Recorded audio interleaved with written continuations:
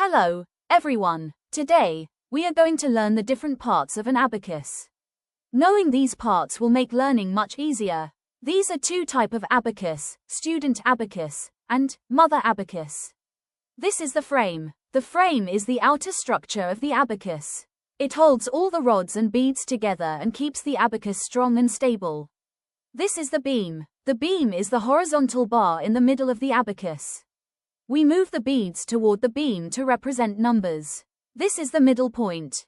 The middle point helps us identify the center of the abacus and guides us while moving the beads correctly. These are the rods. Each rod holds the beads and represents a place value, such as ones, tens, hundreds, and so on.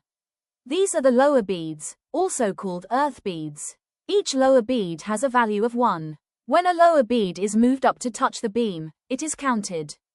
This is the upper bead, also called the heaven bead. The upper bead has a value of 5. When it